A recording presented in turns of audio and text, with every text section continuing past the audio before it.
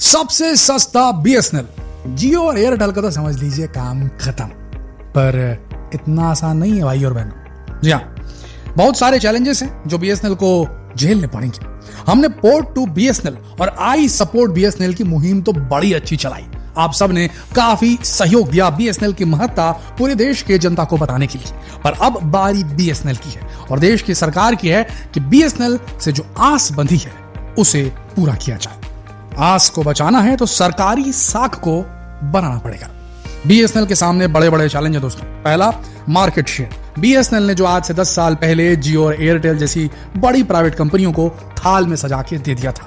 अपना सारा market share, सारे उपभोक्ता जियो और एयरटेल को थाली में सजा के दे दिए थे बीएसएनएल ने। कारण था टेक्नोलॉजी लैग। बीएसएनएल की टेक्नोलॉजी बहुत ही पीछे की थी।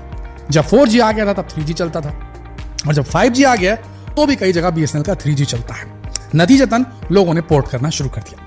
फाइनेंशियल स्ट्रगल्स भी काफी रही बीएसएनएल की, क्योंकि यहां पर इन्वेस्टमेंट इंफ्रास्ट्रक्चर के लिए जो चाहिए था वो बेहद मुश्किल से मिलता था, और उसका कारण था गवर्नमेंट की ओनरशिप। अब गवर्नमेंट ओन्ड एंटिटी यानी कि सरकार द्वारा चलने वाली एक पीएसयू है, पब्लिक सेक्टर यूनिट है, तो यहां पर क्या होता है, ब्यूरोक्रेसी आ जाती है। और ब्यूरोक्रेसी जहां आती है, जिसे अफसरशाही हिंदी में कहा जाता है, जहां अफसरशाही आ जाती है, ब्यूरोक्रेसी आ जाती है, वहां शुरू हो जाता है डीलेज और स्लोअर डिसीजन मेकिंग का सिलसिला। बात बात पे ढिलाई बरती जाती है, बात बात पे टाला जाता है, बात बात पे फैसला लेने में लोग अपनी राय नहीं बना पाते, और ब्यूरोक्रेटिक डीले के चलते बीएसएनएल सही फैसले नहीं ले पाया। साथ में कस्टमर सर्विस की अगर बात की जाए तो ये लाइन तो आपने बड़ी लगाई होगी, बीएसएनएल का सिम लेने के लिए हो या बीएसएनएल के ब्रॉडबैंड की लाइन को फिक्स करवाने के लिए हो। ये समस्या हमने खूब देखी, लेकिन अब इन सारे चैलेंजेस को ओवरकम करना पड़ेगा भारत सरकार की मदद से बीएसएनएल को, और बीएसएनएल के एम्प्लॉइज को भी कमर कसनी होगी अगर बीएसएनएल को उतारना है जियो और एयरटेल के खिलाफ। आप याद रखिएगा, अगर कोई कंपनी अच्छा कमाती है तो अपने एम्प्लॉइज तक भी फायदा पहुंचाती है। तो बीएसएनएल के एम्प्लॉइज तक भी हमारा संदेश पहुंचना चाहिए कि भैया कमर कस लीजिए। और दुनिया का सबसे तेज बढ़ता मार्केट जो है वो टेलीकॉम सेक्टर का है, और भारत की आबादी दुनिया के सबसे हाईएस्ट आबादी वाले देशों में आती है। 140 करोड़ की आबादी है, तो इतने बड़े मार्केट को छोड़ क्यों रहे बीएसएनएल वाले भाई।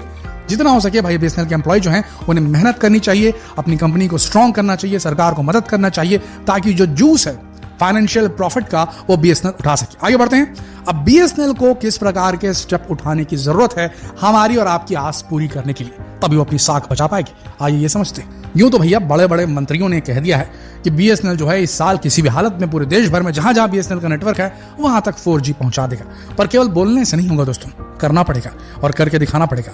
देखिए, बीएसएनएल की पहुंच वहां तक है जहां तक जियो और एयरटेल नहीं जानते, यानी कि रूरल इलाका, छोटे कस्बे, छोटे शहर।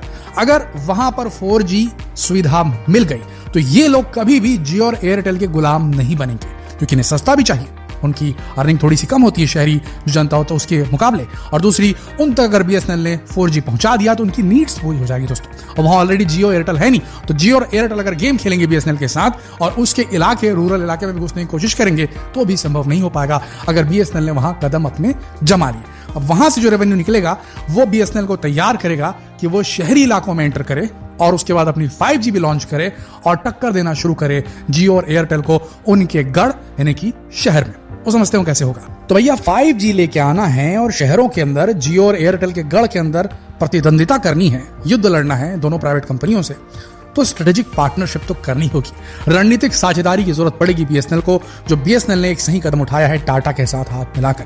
सही प्राइवेट प्लेयर जो कि इंप्रूव कर सके बीएसएनएल का इंफ्रास्ट्रक्चर और उसकी सर्विस की क्वालिटी, उसकी बैंडविड्थ, उसकी जो connectivity, unbroken calls, unbroken video calls, call drop नहीं होना, इंटरनेट परसिस्टेंट चलते रहना, डाउन टाइम्स, इंटरनेट में जो डाउन टाइम्स आते हैं उन्हें रोकना।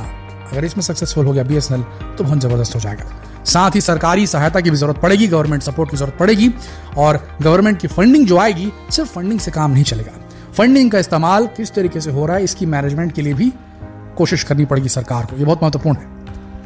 पिछली बार बीएसएनएल ने जब प्रॉफिट कमाना शुरू किया था दोस्तों, सन 2005, 6, 7, 8, 9 उस जमाने में, सन 2005 के बाद के जमाने में 2009 तक, तब जैसे ही पैसा दिखना शुरू हुआ था बीएसएनएल के अंदर भ्रष्टाचार घुस आया था।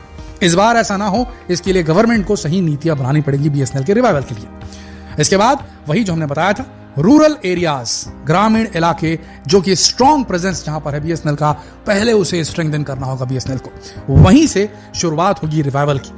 और बात करें शहरी इलाकों की। तो ये सारी चीजें अगर हो गई तो शहरी इलाकों में जो है बीएसएनएल की मांग बढ़नी शुरू हो जाएगी। अब समझिएगा जरा। अब देखते हैं बीएसएनएल ने इनमें से कौन कौन से स्टेप अभी तक ले लिए हैं, या बीएसएनएल ने कौन कौन से ऐसे कदम उठाए हैं जो ये आस जगा रहा है भारत के अंदर टेलीकॉम यूजर्स के अंदर, इंटरनेट डेटा यूज करने वालों के अंदर, कि हाँ बीएसएनएल एक न एक दिन जियो और एयरटेल की बराबरी कर सकता है, और हाँ हमारा बीएसएनएल में पोर्ट करने का जो डिसीजन है सही साबित होगा। कौन कौन से कदम उठाए अभी तक बीएसएनएल ने जो सही इशारा करें ये भी समझ लेते हैं। टाटा कंपनी के साथ मिलकर के टेक्नोलॉजी अपग्रेड करना।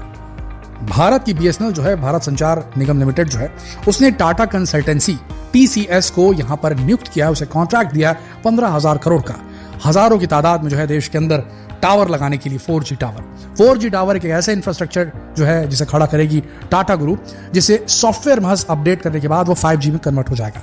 तो इस साल 4G और नेक्स्ट ईयर 5G का दावा और वादा किया है टाटा ग्रुप ने बीएसएनएल को, और बीएसएनएल ने फिर अपनी जनता को। तो देखना होगा कि किस तरीके से होता है। इसके अलावा कॉम्पिटिटिव प्राइसिंग और प्लान्स में तो बीएसएनएल आगे चली गई है। बीएसएनएल के प्लान्स बहुत कॉम्पिटिटिव है। जियो और एयरटेल उस रेट पे सुविधा नहीं दे सकते, ये कंफर्म। कस्टमर सर्विस एनहांसमेंट एक ऐसा इलाका है जो कि कंप्लीटली ट्रांसफॉर्म कर सकता है बीएसएनएल को।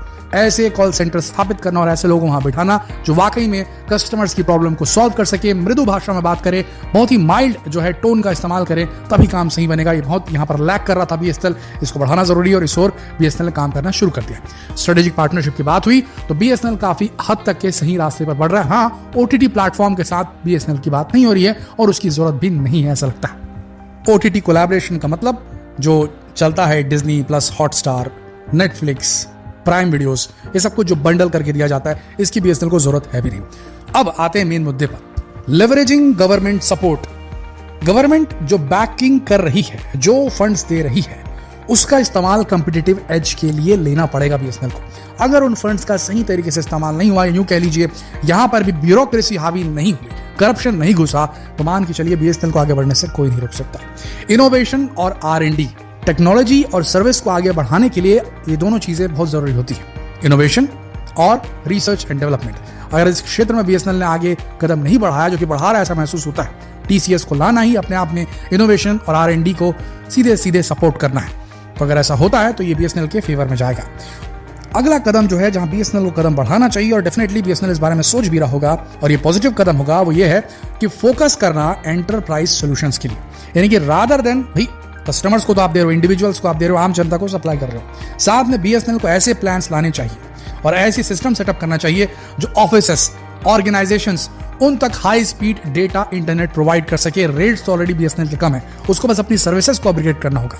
अगर 4G स्पीड दे रहा है, सटीक स्पीड दे रहा है, ऑर्गेनाइजेशंस को दे रहा है, तो ऑर्गेनाइजेशंस को तो अपना खर्चा कम करना है। कौन सा वो अपने घर में जाके नेटफ्लिक्स देखने वाले हैं? ऑफिस में बैठ के तो ऑफिस का काम होता है। तो अगर किसी ऑफिस को रन करना है और बीएसएनएल अच्छी खासी स्पीड देगा, तो भाई वो ऑफिस वाला अपना खर्चा, या ऑर्गेनाइजेशन जो ऑफिस चला रही है वो अपना खर्चा बचाने के लिए डेफिनेटली बीएसएनएल को ऑप्ट करेगा। कॉर्पोरेट्स से जो है, अगर कॉर्पोरेट्स कस्टमर बन जाते हैं बीएसएनएल के और बीएसएनएल उन्हें सही सर्विस प्रोवाइड करता है थोड़े से बढ़े हुए प्राइसेस के साथ में, तो आप मान के चलिए बीएसएनएल और जियो को शहरी इलाकों में यहां भी बीट किया जा सकता है। और बीएसएनएल ऐसा कर सकता है। इवन बीएसएनएल उन ऑर्गेनाइजेशंस की हेल्प कर सकता है जो कि रूरल इलाकों में काम करना चाहते हैं, ग्रामीण इलाकों में काम करना चाहते हैं, पर वहां पर इंफ्रास्ट्रक्चर नहीं होने की वजह से, क्योंकि वहां पर जियो एयरटेल है ही नहीं, इंटरनेट कहां यूज करें, वो अपना एक्सपेंशन कर नहीं पा रहे। बीएसएनएल अपनी प्रेजेंस वहां दिखा करके, कॉर्पोरेट्स को वहां मदद करके न सिर्फ बिजनेस रूरल इलाकों तक पहुंचा सकता है, बल्कि अपना बिजनेस भी बढ़ा सकता है। और फंडिंग आएगी तो डेवलपमेंट और एक्सपांशन में और सर्विस की क्वालिटी को बढ़ाने में काफी मदद मिलेगी। और इसी तरीके से हमारा और आपका बीएसएनएल वापस रिवाइव कर पाएगा और जियो और एयरटेल का काम खत्म हो पाएगा। क्या लगता है आपको, क्या बीएसएनएल ऐसा कर पाएगा? अगर यस है तो नीचे कमेंट में जरूर लिखें, और अगर नो है तो भी कमेंट में जरूर लिखें। जितना हो सके इस वीडियो को शेयर करें, फेसबुक पर, व्हाट्सएप पर, यूट्यूब पर। इस वीडियो के अंत तक बने रहने के लिए आप सबका दिल से धन्यवाद।